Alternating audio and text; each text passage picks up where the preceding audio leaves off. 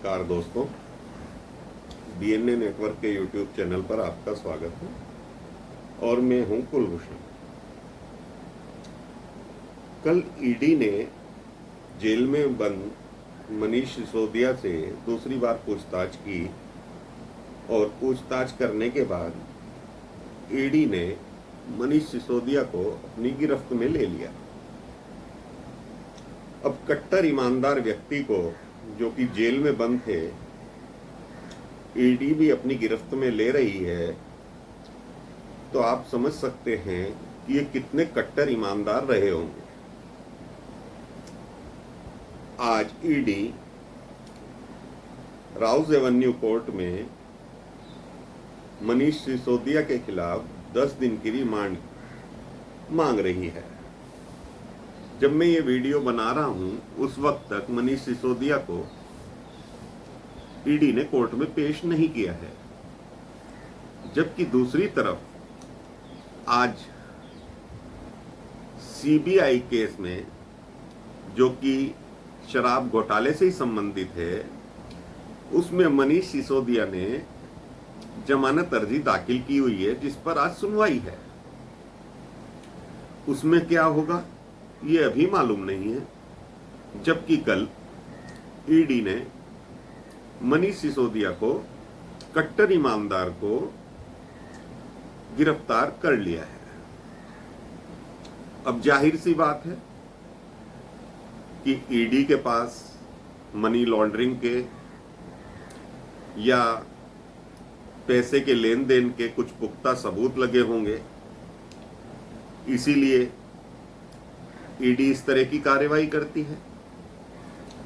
अब ये जो शराब घोटाला है, जिसको मैं शराब की धारा बोलूं और ये कहूं, इसकी जांच बहते बहते दिल्ली से दक्षिण की ओर तेलंगाना भी पहुंच गई है और केसीआर की बेटी के कविता तक पहुंच गई है, ये भी आपके सामने है।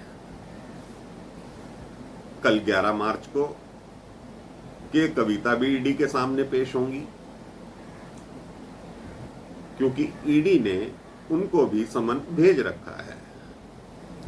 अब आप ये नेक्सस समझिए कि उत्तर से दक्षिण तक ये कट्टर ईमानदार कैसे पहुंच गए। अरविंद केजरीवाल हो, संजय सिंह हो, या इनकी पूरी पार्टी कह लीजिए आप, ये कट्टर ईमानदार हैं। भगत सिंह के अनुयायी बताते हैं, कभी कृष्ण के भक्त हो जाते हैं, कभी राम के वंशज हो जाते हैं। ये इतने ईमानदार व्यक्ति क्या राम जी की तरह अयोध्या से, जैसे रामचंद्र जी को वनवास हुआ था, चलते चलते वो लंका तक पहुंचे थे, क्या ये भ्रष्टाचार करते करते दिल्ली से तेलंगाना तक पहुंच गए? क्योंकि इसमें दक्षिण के शराब कारोबारी या व्यवसायी शामिल हैं, जिन्होंने केसीआर की बेटी के कविता का नाम भी 100 करोड़ रुपए के हेर फेर में लगाया है या उनके कविता का नाम लिया है। अभी तो के कविता जंतर मंतर पर महिला आरक्षण का बिल के लिए एक धरना दे रही हैं, क्योंकि उनकी पार्टी जो पहले टीआरएस थी, अब बीआरएस हो गई है।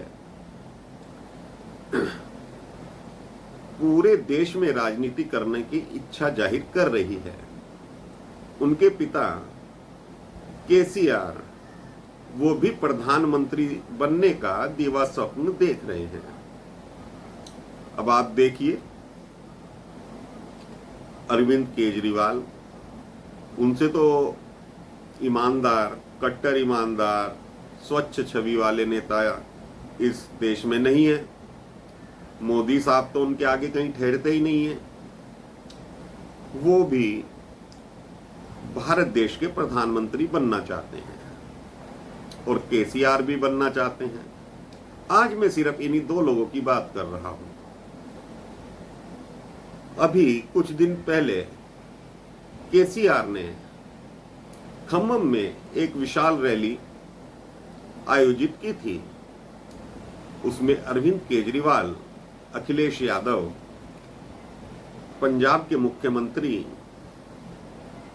और केरल के मुख्यमंत्री भी शामिल हुए थे। तो ये जग जाहिर है कि अरविंद केजरीवाल और केसीआर पुराने चिरपरिचित हैं। तो हम ये कह सकते हैं कि ये शराब घोटाला जो दक्षिण तक पहुंचा है, इसमें कोई नई बात या नई कहानी नहीं है, क्योंकि अरविंद केजरीवाल जिस तरह के व्यक्ति हैं, मैं तो उन्हें शातिर व्यक्ति बोलता हूं, और वो बहुत माहिर खिलाड़ी हैं।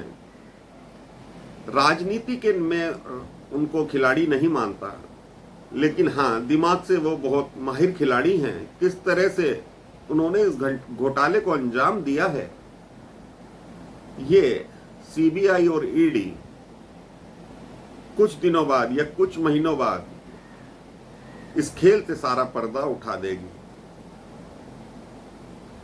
अब इसमें मनीष सिसोदिया तो लंबे जाने वाले हैं। एक बार को वो सीबीआई से बच सकते हैं, लेकिन मनी लॉन्ड्रिंग में वो लंबे जाएंगे। अभी कुछ दिन पहले जब सीबीआई ने उन्हें गिरफ्तार किया था और कोर्ट ने उन्हें न्यायिक हिरासत में भेज दिया था, तो अरविंद केजरीवाल ने एक नई नौटंकी शुरू कर दी कि सिसोदिया की जान को खतरा है। उन्हें जिस बैरक में रखा गया है वहां पर उनका मर्डर हो सकता है।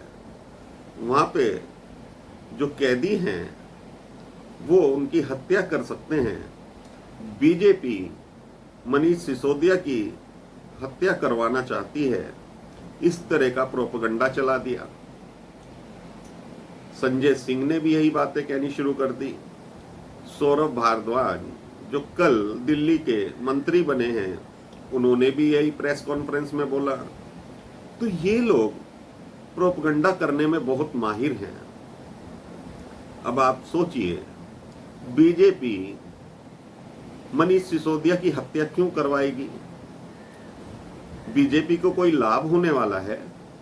अरे भाई, सिसोदिया के सारे राज आप जानते हैं और आपके सारे राज सिसोदिया साहब जानते हैं, तो आप दोनों ही एक दूसरे की हत्या करवा सकते हैं। बीजेपी को इससे क्या फायदा होने वाला है? जब गुजरात के चुनाव चल रहे थे तो मनीष सिसोदिया ने बकायदा प्रेस कॉन्फ्रेंस करके कहा कि बीजेपी अरविंद केजरीवाल से घबरा गई है, क्योंकि गुजरात में आम आदमी पार्टी की सरकार बनने वाली है, तो वहां पर अरविंद केजरीवाल की बीजेपी हत्या करवा सकती है।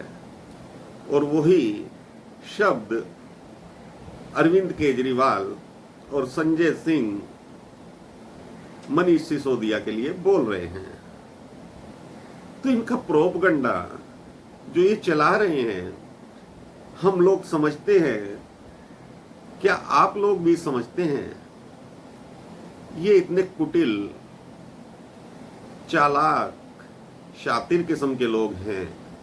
जो सभ्य कुछ लोग थे वो तो इनको छोड़ के जा चुके हैं। अब ये लोग जो दिवा स्वप्न पाले हुए हैं कि इन्हें दिल्ली की सत्ता चाहिए, पहले तो ये धीरे धीरे अपनी राष्ट्रीय राजनीति में पहचान बनाना चाहते हैं। अरे साहब, अभी 3 राज्यों के चुनाव हुए थे, क्या आम आदमी पार्टी उसमें चुनाव लड़ी? तो उसका जवाब है नहीं। हाँ, जहां जहां इनकी कोई सुनता नहीं है, पैठ नहीं है, वहां ये लोग जाते भी नहीं हैं, क्योंकि वो छोटे राज्य हैं। जिस तरह से कांग्रेस और कांग्रेस के प्रवक्ता उन राज्यों का छोटे राज्य कहकर अपमान करते हैं, ये अरविंद केजरीवाल भी जानते हैं कि लोकसभा की वहाँ 1-1, 2-2 सीट है, वहाँ पर चुनाव लड़ने से वो राष्ट्रीय राजनीति में प्रधानमंत्री कभी नहीं बन सकते। तो ये लोग इतने कुटिल हैं, इतने चालाक हैं कि हर क्षण इनके दिमाग में वो ही बातें, वही तथ्य चलते हैं जिससे ये लोगों को बेवकूफ बना सकें और जनता इनके बहकावे में आ सके। जो फ्री की बिजली और फ्री का पानी कहकर ये दिल्ली में आए और फ्री की रेवड़ियां बांटकर ये पंजाब में आए, वो ही फ्री की रेवड़ी ना हिमाचल में चली, ना गुजरात में चली, और मुझे उम्मीद है अन्य किसी राज्य में भी नहीं चल पाएगी। पंजाब का आप हाल देख लीजिए। अमृतपाल सिंह ने जो भी अभी कुछ दिन पहले किया वो खालिस्तानी एजेंडा है। पहले तो केजरीवाल साहब कहते थे कि हमारे हाथ में दिल्ली में लॉ एंड ऑर्डर नहीं है, पुलिस नहीं है।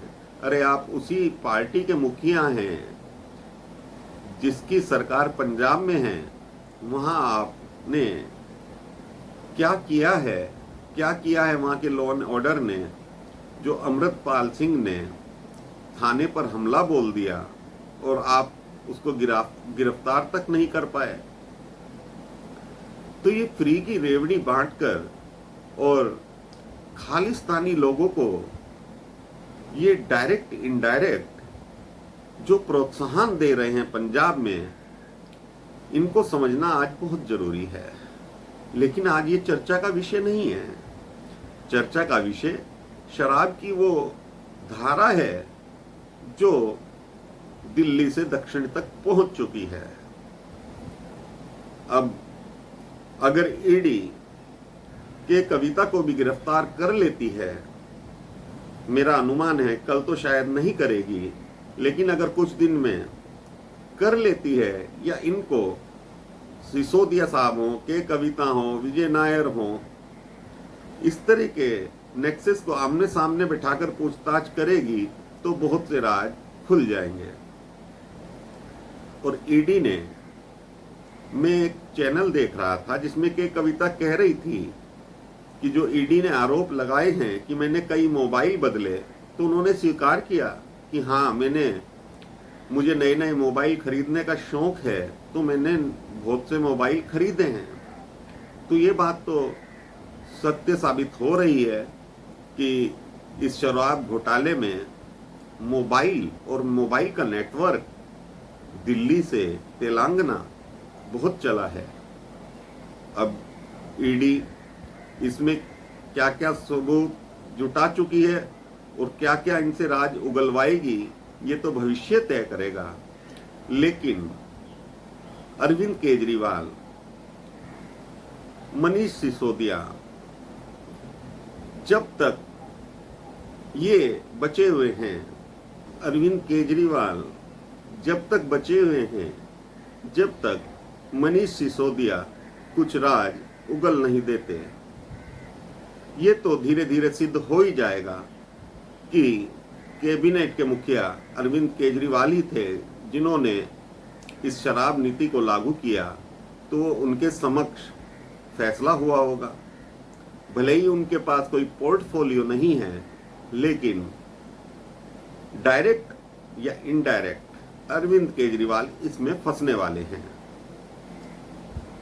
अब ये तय करना है अरविंद केजरीवाल को कि जितनी जल्दी हो सके, या मनीष सिसोदिया को जितनी जल्दी हो सके, अगर खुद ही ये तथ्य सामने रख दें और माफीनामा कर लें कोर्ट के आगे कि हाँ, हमसे कुछ गलतियां हुई हैं, इसलिए हमने शराब नीति वापस ली है, तो इनकी सजा कुछ कम हो सकती है। लेकिन ये लोग ऐसा नहीं करेंगे। ये बहुत कुटिल लोग हैं और अरविंद केजरीवाल को समझना मुश्किल ही नहीं, नामुमकिन है। जो लोग उन्हें छोड़कर चले गए, वही लोग पूरा उनको भी नहीं समझ पाए, आधा ही समझकर अरविंद केजरीवाल को छोड़कर चले गए। अब ये शराब की धारा के कविता तक जो पहुंची है, अगर के कविता ने भी कुछ राज खोल दिए तो अरविंद केजरीवाल का भी जेल जाना तय है। और अगर अरविंद केजरीवाल आज नहीं तो जाएंगे जरूर जेल, तो उनकी राजनीतिक भविष्य क्या बनेगा और क्या होगा, ये तो अब भविष्य ही तय करेगा, या ये शराब घोटाला ही तय करेगा कि इंडिया अगेंस्ट करप्शन वाले करप्शन में फंस गए हैं। ये लोग जितना भी चिल्ला लें या जितने भी हाय तौबा कर लें, जितनी ये मोदी को या केंद्र सरकार को गालियां देंगे, उतना ही ये खुद बेनकाब होंगे, चाहे उसमें केसीआर हो या अरविंद केजरीवाल हो। अब तो जनता को तय करना है कि ऐसे भ्रष्ट लोगों को वो चुनती क्यों है। अरे फ्री के चक्कर में हमारा देश पीछे जा रहा है, ऐसे भ्रष्ट लोगों को तुम लोग आगे करते हो। ये भ्रष्ट लोग ना आपके सगे हैं, ना हमारे सगे हैं, ना ये देश के सगे हैं। ये सिर्फ अपनी राजनीतिक लाभ के लिए आपको बेवकूफ बना रहे हैं। तो दर्शकों, मेरा आज आपसे यही है अनुरोध, अगर मेरे विचार आपको पसंद आए तो इस चैनल को लाइक कीजिए, सब्सक्राइब कीजिए और वीडियो को शेयर कीजिए। और जैसा भी अपडेट इस बारे में होगा, शराब घोटाले के बारे में, तो मैं शाम को एक वीडियो और आप लोगों के लिए ज़रूर बनाऊंगा। धन्यवाद। जय हिंद, वंदे मातरम, भारत माता की जय।